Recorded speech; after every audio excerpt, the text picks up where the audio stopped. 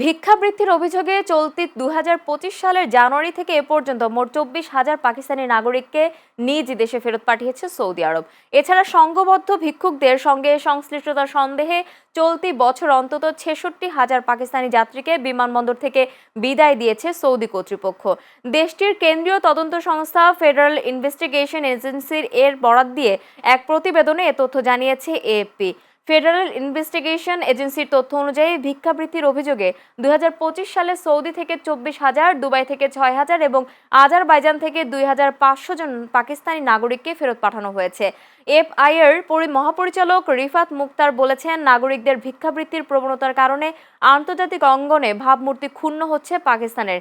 তিনি আরও বলছেন, শুধু মধ্যপ্রাচ্যের দেশগুলোতেই নয়, আফ্রিকা ও ইউরোপের দেশগুলোতে গিয়েও পাকিস্তানি নাগরিকদের একাংশ ভিক্ষুক চক্র গড়ে তুলেছেন, এমন অভিযোগ পেয়েছে সরকার।